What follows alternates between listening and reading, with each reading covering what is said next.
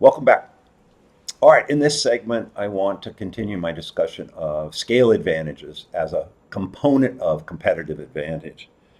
In the last segment, I introduced and defined two of the three potential scale advantages: economies of scale and experience curve. Later in this lecture series, I'll come back to the notion of a platform company. It's a bit different. It's still a potential scale advantage. It's just different from experience curve and traditional economies of scale. All right, so the first one is what we generally refer to as traditional economies of scale. That's a function of some sort of fixed cost being spread over the number of units that are being produced, or it can also be relative to customer service. And the way you want to think about it is manufacturing.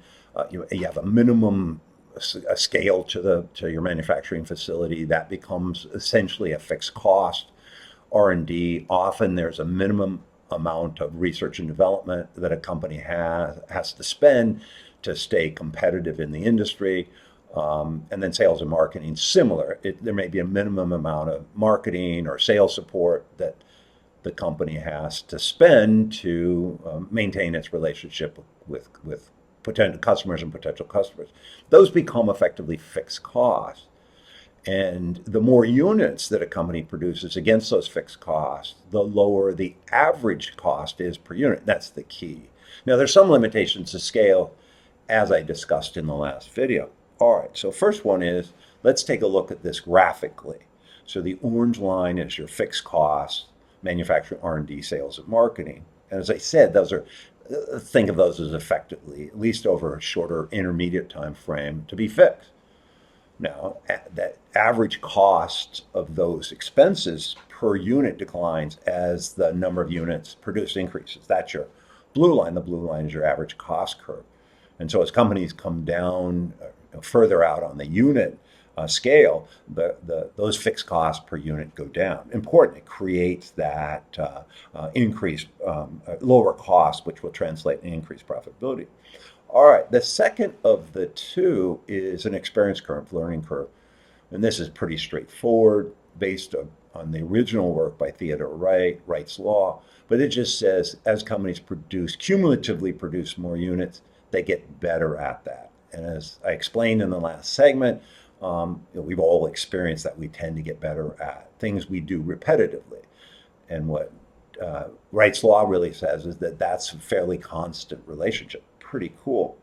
And you end up with a very similar average cost curve, although you don't have that orange line, you don't have the fixed cost. So it's a little bit different source, very similar outcome. But because of that experience or learning curve, Wright's Law, what you effectively get is the more units that a company produces, that cumulative production leads to lower costs through learning. Basically through learning, they just get better at it. And in both cases, we end up with this lower average cost curve as the number of units produced increases. And that creates this economic advantage, as I'll show you. All right, so now let's throw a price on there. That's the price per unit. That's really kind of what you're charging your customers for the product or the service. And because in this situation, the company we're looking at is well out on the output curve, they have very high profitability. There's a big gap between their average cost and the price. That's that profitability. All right, now as we know, all things being equal, that if you have this kind of profit, if a company has this kind of profitability, they are going to attract challengers, potential competitors. Other companies, whether they're an adjacent market or a startup or current competitors, they're going to look at that level of profitability, that excess profits, and they're going to try to get into the business.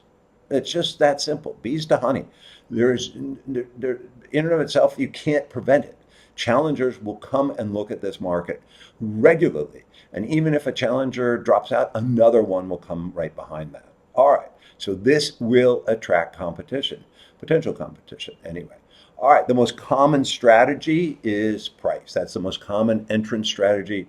Challenger or competitor comes along, is attracted by the profitability opportunity of the market in that market, and they enter the market, attempt to enter the market by lowering price lower than the current established price, the incumbent's price. And so now the incumbent has a choice. They respond or don't respond. Let's do the first one. Let's just say, does the incumbent respond? Let's say no. They ignore it. Small, doesn't matter. They're dominant. Maybe they don't see it, but they don't respond. All right. Well, guess what? If they don't respond and the challenger is the new competitor is able to enter the market, then guess what? They gain some market share. And the incumbent, by definition, loses some market share.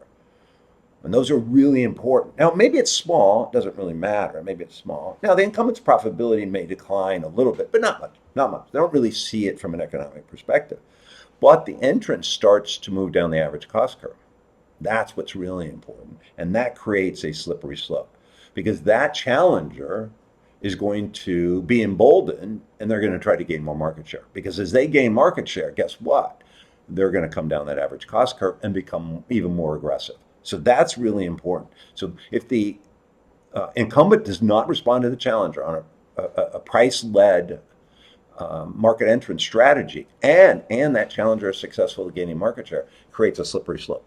That challenger is only going to get more emboldened. That challenger is only going to get more profitable. And that's really important. All right, so not responding doesn't look like a good strategy. So now competitor enters the market. Does the incumbent respond? Let's say yes, by matching price. That's usually the counter strategy. All right, so they match price. Well, that's pretty good because it is going to prevent the challenger from gaining market share. But it will reduce profitability, at least a little bit. Now, maybe not enough to matter, but I will argue that the incumbent has no choice but to challenge. They have to match price. Okay, fine. What does the competitor do? They lower price again. Because they're not going to just go away with one matching a price. They say, all right, we'll get more aggressive on price. Well, the incumbent responds again. They have no choice. And the incumbent matches price, which obviously is going to affect their profitability. All right, so here's a really important insight. And that is that I think the first of a couple, that the incumbent has no choice but to respond. They have no choice but to respond. I refer to that in some of my lectures as constant vigilance. You just have to respond. But that challenger and every other challenger is going to affect profitability. So the second real insight is as long as challengers are coming after the market, threat of entrance or even successful people, not successful at getting into the business, but they enter, they try to enter. As long as you have that threat of entrance or attempted entrance by competitors or challengers, it's going to put pressure on the profitability of the incumbent. And so that's kind of our second insight. Well, hold on. As long as the barriers to entry are relatively low, it does not prevent challengers or competitors from entering the market, attempting to enter the market, which means the incumbent's going to be constantly battling these challengers. And I think that's really important. So scale results in an economic advantage, but by itself, not necessarily a competitive advantage. Important subtlety, which we're going to flesh out a bit more here. All right, so one more time, the incumbent has to respond to the challengers. So as long as barriers to entry are relatively low, the incumbent has a economic advantage through scale, but they may not have a sustainable competitive advantage. Really important. We'll flesh this out a bit more later in this segment. All right, but by matching, it prevents the challenger from entering the market, prevents that challenger from coming down their cost curve, right? If the challenger is successful, they get customers, they start coming down that cost curve, they're going to be more emboldened. They're going to be a more difficult challenger, and it's going to be harder to get rid of them in the future, which is key. All right, so let's just say now, next scenario, the challenger competitor enters the market with a differentiated product. They're not leading by price, they're just leading by a differentiated product. All right, what happens then?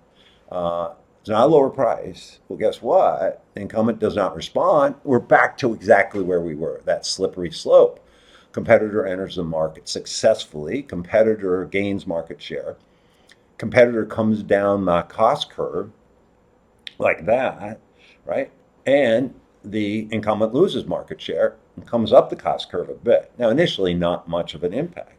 But you've created another scenario where the challenger starts to move down the cost curve, which is a problem. And that creates that slippery slope once again, which leads to most likely even more market share loss, which is again a problem. All right, so Interesting takeaway.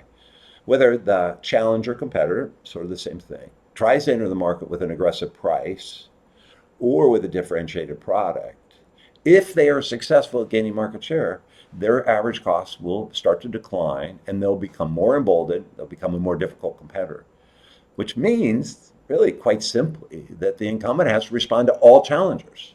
Maybe not initially, but fairly quickly, whether it's price or differentiated product. Doesn't matter.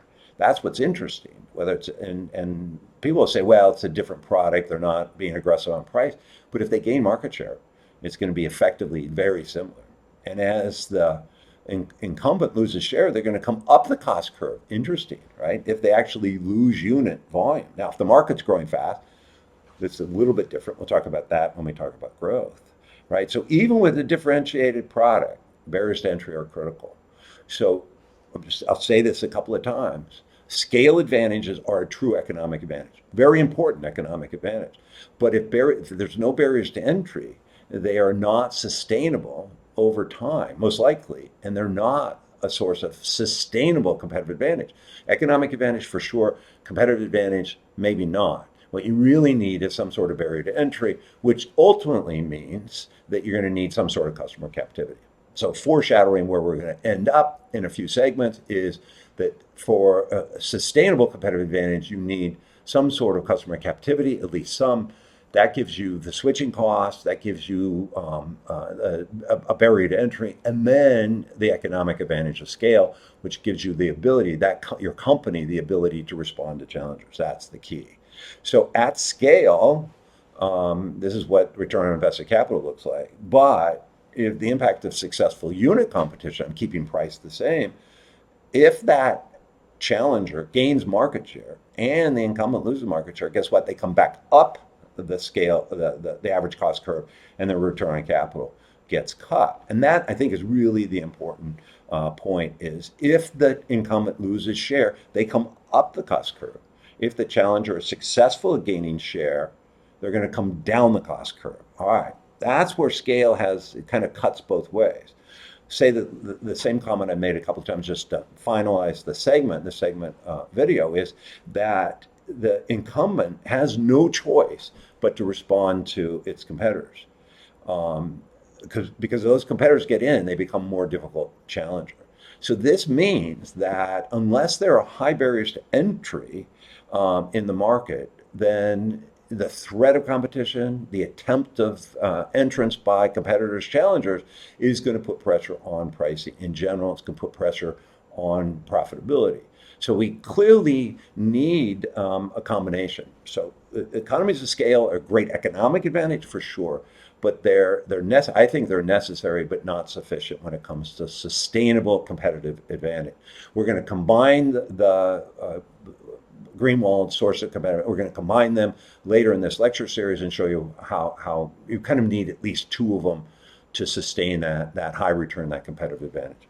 Okay, thanks.